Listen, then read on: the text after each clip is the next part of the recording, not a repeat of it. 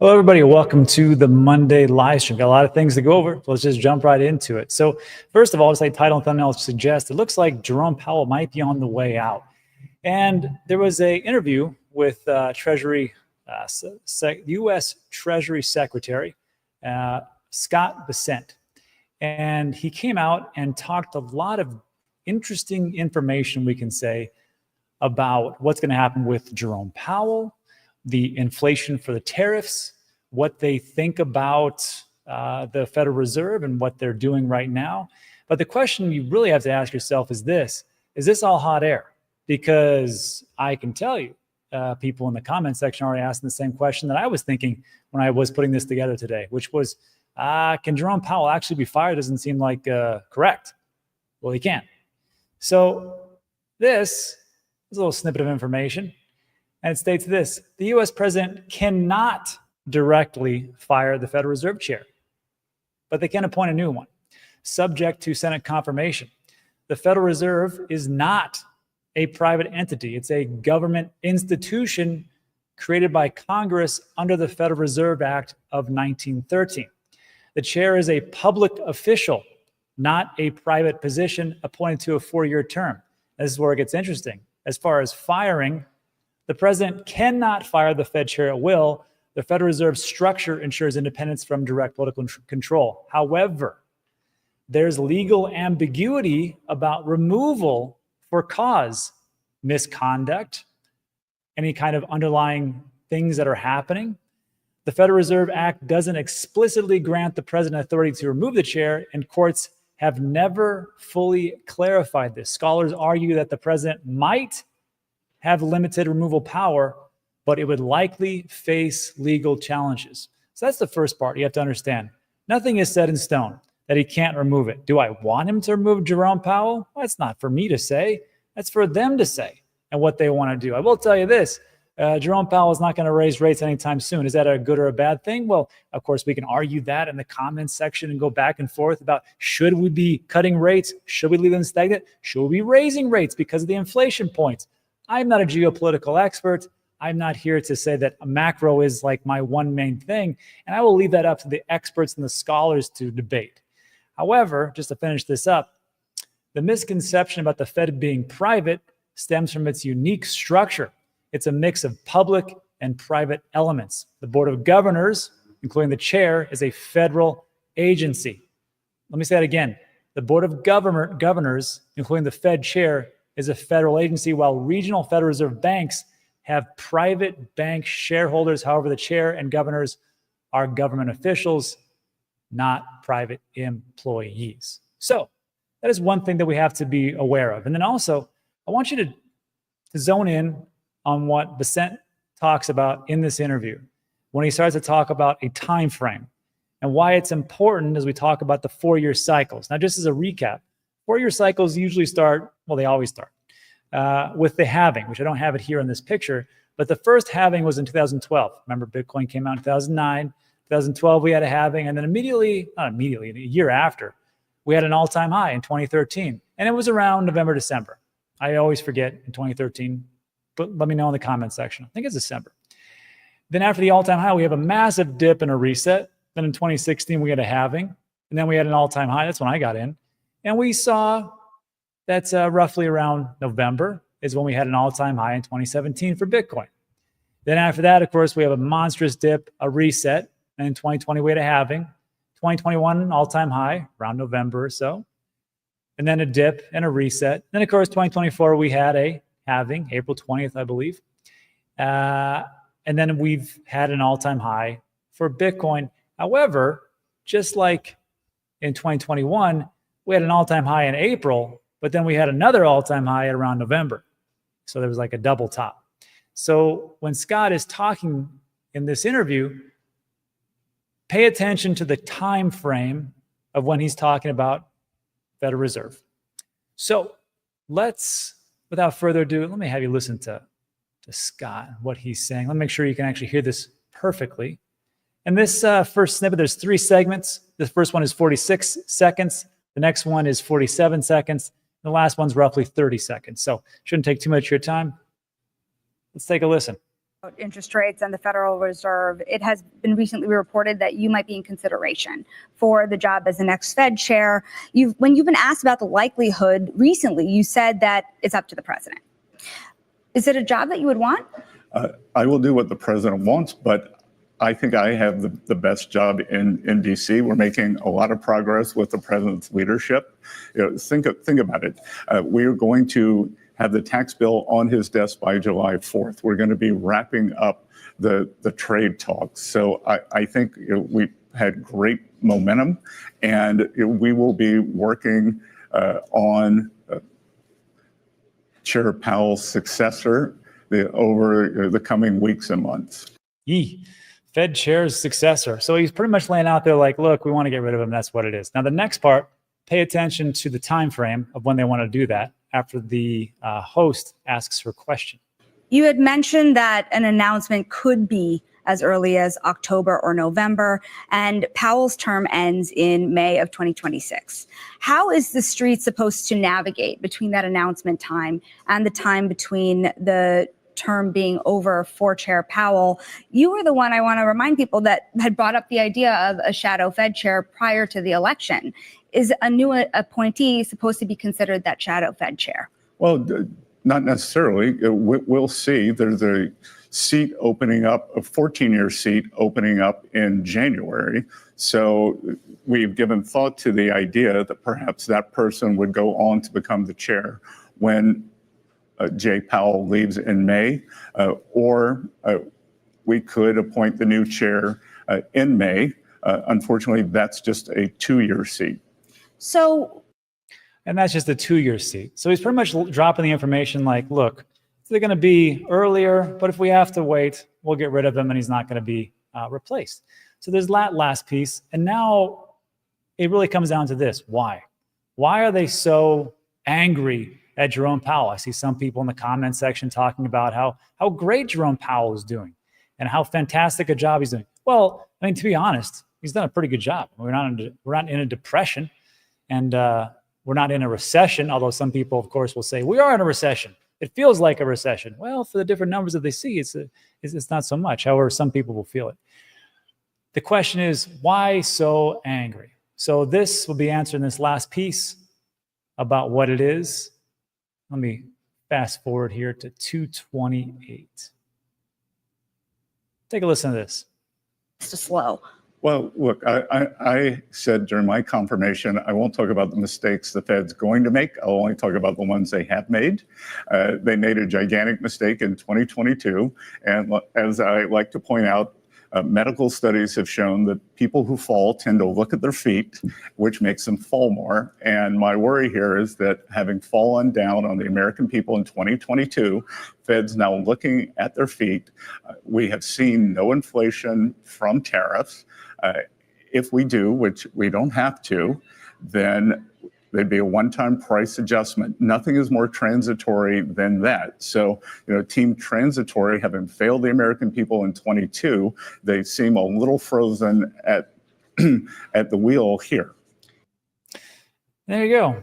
So he hasn't seen inflation for tariffs. So let me know what you think about that in the comment section. I'm sure we'll duke that out. But I think maybe it's in the right direction. Now let's finish up with a little information about stocks. So first things first, X stocks. Apparently on Solana now, you can trade real world assets, which are tokenized stocks on the Solana blockchain. And you can do that on Kraken, Bybit Official, at Solana. Also, you can do it on decentralized exchanges, Radium, Jupiter, Camino Be Realm backed. So for these, like I always look through the lens of an American, I'm like, do we really need this? But as a reminder, yes, there's not a lot of people. There's the people that are lagging that can't participate as far as like with equities and stocks. So this would actually be a pretty big move. And of course, because of this, what happened with the Solana price? It went up a little bit, just about 4%, went from 150, 149 to 157. I don't think people are realizing just how big this could be. Also, this was a post from Soulflare, and they said the exact same thing. Real stocks, on-chain accessible, dividend yielding tokens. Interesting. So if you hold these tokens that are tokenized assets of stocks, and that could be any stock, that could be Microsoft, Apple, Tesla, you name it, they got it. Then you get a dividend yielding token. That's pretty good. And that's a nice little twist on holding tokens as far as for like staking. And also one thing that I noticed here is that everything is one-to-one backed. So I wonder how that's going to work out, and if there's going to be proof of reserves of if they actually buy those stocks and put them on. Also, you can see that this has actually happened on Kraken, tokenized Tesla, which is looking very nice. Kraken, as you guys may have seen the video yesterday, the exchange that I'm using. No, it wasn't a sponsored post, but if you want to sign up, you do get $25. So yeah, you're welcome. And Kraken is embracing that. Wall Street is officially on chain. 60 U.S. equities tokenized and tradable 24. That's interesting. 24/5. I guess on Saturday, Sunday, they have to shut it down. That's not how it's going to be, I don't think, on the decentralized exchanges. That's going to be interesting how that works out. And before you get all excited, in America, not available in the U.S. or to U.S. persons, geo restrictions apply. Now, you can still trade stocks if you're approved on the app on Kraken. But as far as like tokenized stocks, sorry, Charlie, you don't get that. And then lastly, Tom Lee. It looks like he is bringing to the market the MicroStrategy of Ethereum. Fundstrat, where Tom Lee is at, is launching a public multi-billion ETH treasury starting with $250 million in Ethereum buys. This is from Ryan Sean Adams from Bankless. He states, Tom is the Wall Street whisperer. He'll propagate the ETH narrative, starting with Ethereum stablecoin FOMO and ending with ETH as world reserve asset. ETH is coiled. Although I must admit, I think Ryan might have a couple of Ethereum in his bags of crypto. And how has Ethereum responded to that? Not bad.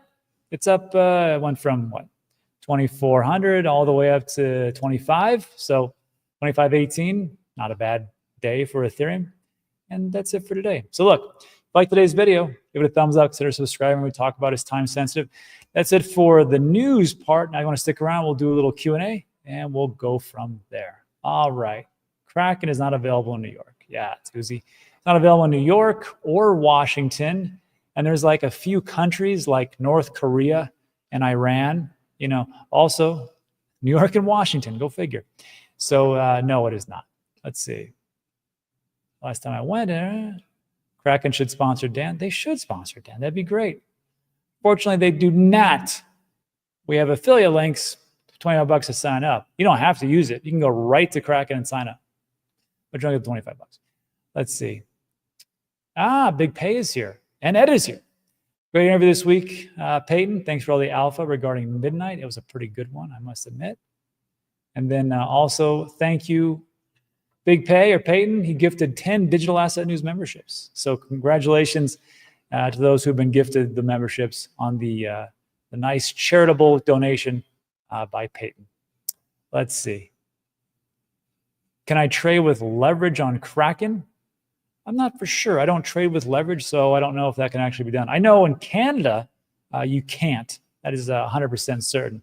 But as far as like for the futures market and then Kraken Pro, which they have a Pro version, I know you can do a lot of things. Not sure if you can do leverage. Let me know in the comment section if you currently use Kraken. I don't use leverage on any single exchange, so I have no idea.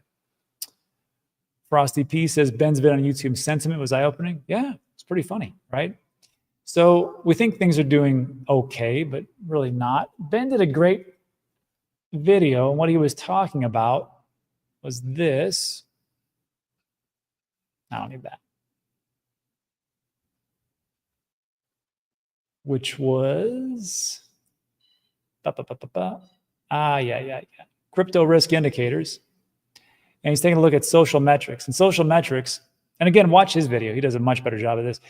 But the social metrics are YouTube subscribers, YouTube views, followers, Twitter followers, and layer ones. And you can see that everything's, the risk level is 0.0, meaning it's almost non-existent. That's what it comes down to. So if we, actually, I don't want to do that. Let's take a look at YouTube views. That's always a good one. And he's tracking a whole host of people like Aaron Bennett, Bankless, Chris Dunn, CCV, Best Answers, Jimmy Song, Tom Crown, Alex Becker, and so on and so forth. And you get to see that, you know, or is this right here? This is 2021. You can see how massive the views were. It was just huge, huge, huge, huge. And then, of course, we come down here and we had a nice little jump here as far as interest in 2024, 14th of March. And there was a big spike again, but now we're pretty much in the toilet because nobody really cares. I mean, some people will watch, you guys, but it's not as much as it was. And I'll be honest with you, I really couldn't care less because I always have problems when the tourists come in anyhow. I mean, it's nice to get a bunch of views. I'm not here just to talk to myself. I mean, let's be honest.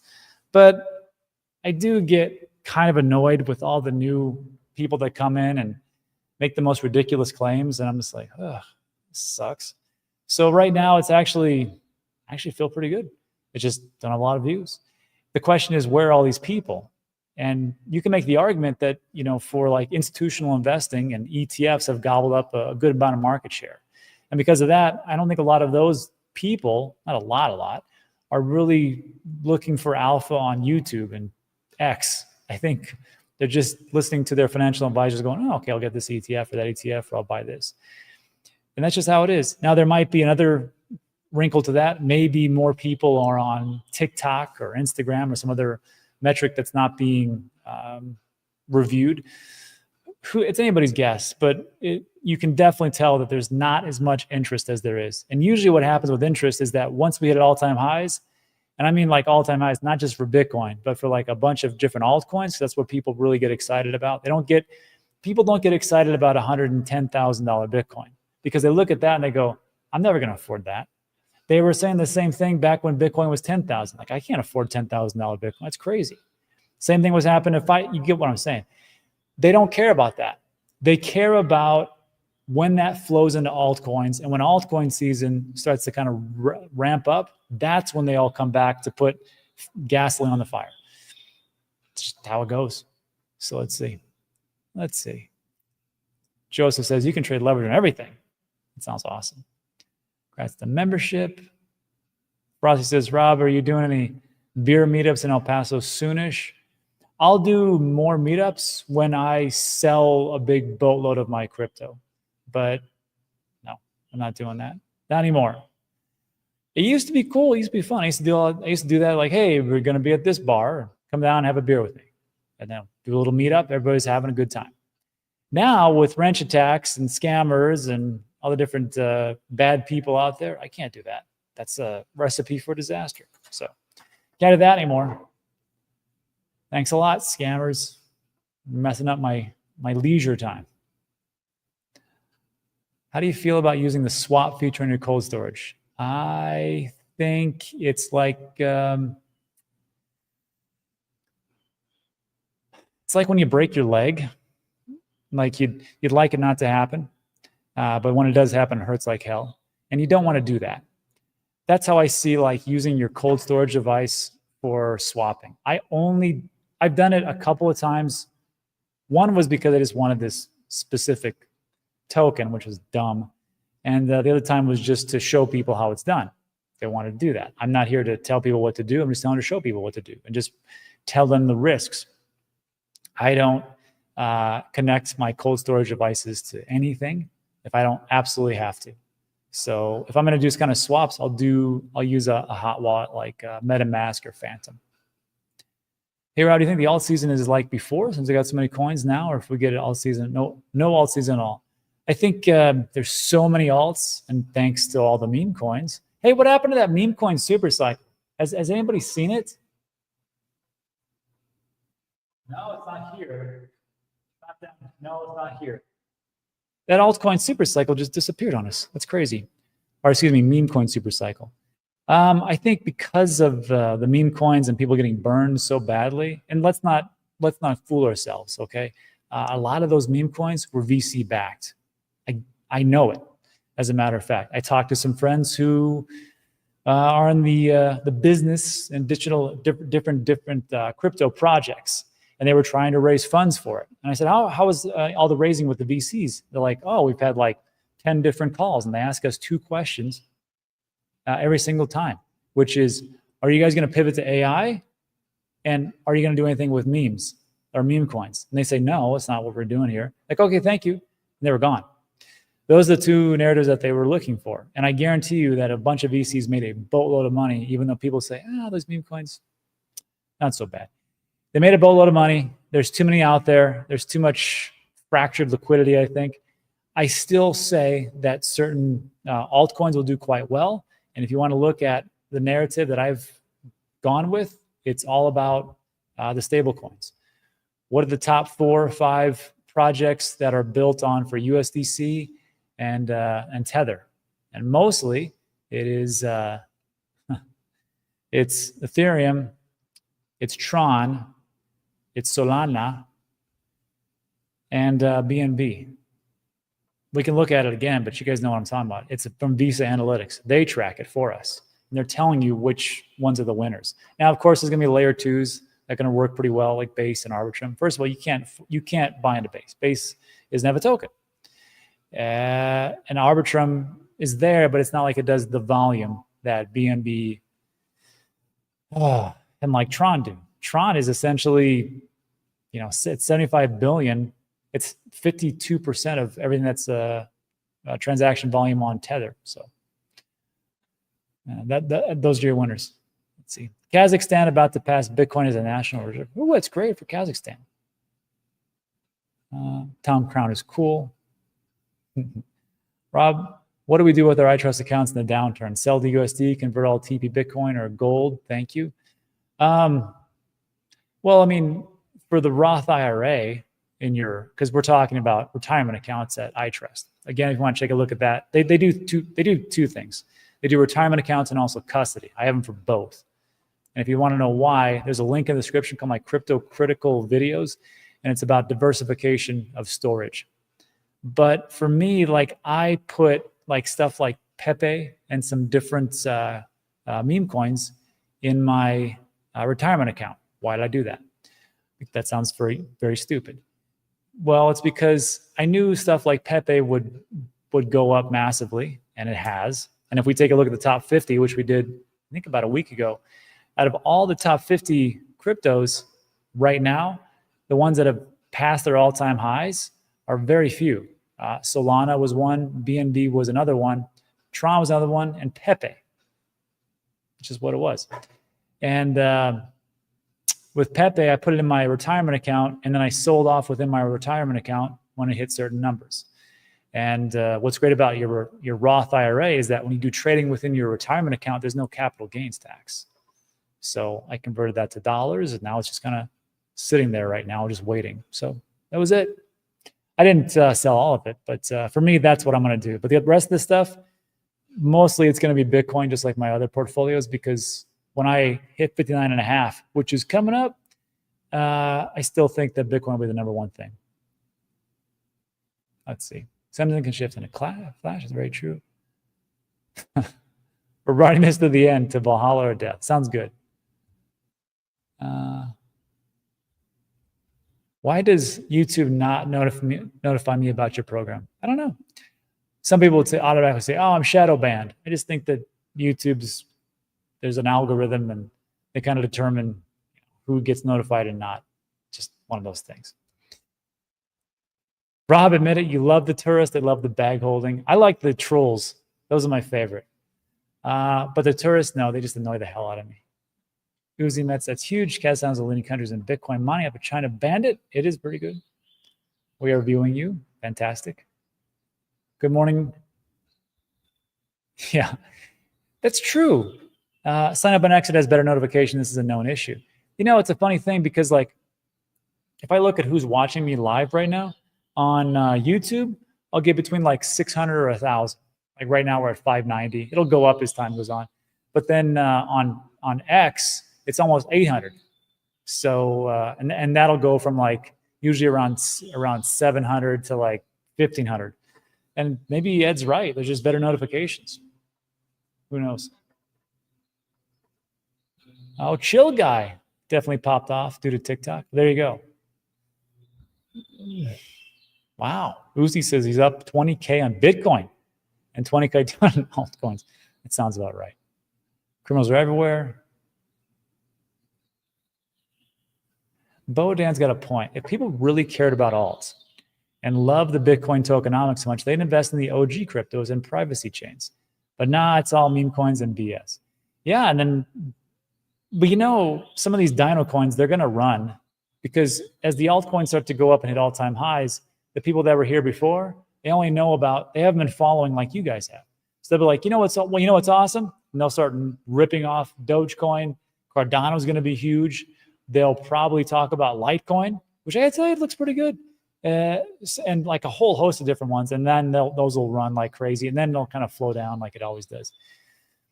That's just a theory. Or maybe it's just fart coin. Maybe that's the only thing that'll rip. Da-da-da. Let's see.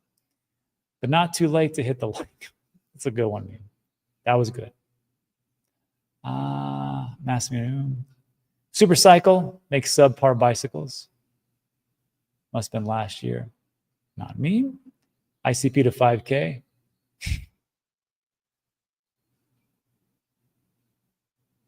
Let's see. Counselor, dog of Bitcoin on Kraken. Yep. Which is looking pretty good. I still think Pepe and Turbo will do well. Yeah, why not? And I'm still in good profit. S&P 500. I don't even know what's going on today, as a matter of fact, as far as the S&P. Thank you. Thank you, Dog Army. I appreciate you guys stopping in. Very nice. Crypto Esquire. Polkadot node, not for me. Kraken sucks. All right. Farrar. Listen, even if you say like I think Kraken's awesome, or even if you say the Kraken sucks, let's be honest. When the bull run comes and we have the blow off top, do you think that every single exchange, and I'm not talking about your exchange, just saying exchange in general, do you think every exchange is going to be up 24/7, 365 and have no issues with going down? If you don't, if you think that there's going to be a problem and you want some off ramps because you want to hit the highs that you possibly can, it would probably behoove you to get as many exchanges signed up for under your belt before the S hits the fan. Because when we get into like these massive bull runs and you try to sign up to like, sorry, we have to review this. We apologize for the inconvenience. We'll get back to you in 72 hours, maybe up to a week or whatever they've done before. So I'm just saying, why don't you just get this stuff out the way? Use like I didn't like renounce my Coinbase sign up. I'm just like, I don't want to use them anymore. I'm just going to use Kraken dollar cost average to buy my stocks and all those things. You can keep Coinbase and Kraken and Binance US and BitGet and OKX and everything else. Just have a big jar. I just don't see why you wouldn't do that. Yeah. And also become familiar with third-party off-ramps. Yeah, like when I email you and say, hey, send me a Bitcoin, I'll send you two, which will never happen. All right, everybody, that's it for today. So look, if you like today's video, give it a thumbs up, consider subscribing. Everybody talk about very time sensitive. And that is it for this one. So thanks for hanging out with me for 30 minutes. That was fun. And I will see you guys in the next one. Have a great rest of the day. Adios.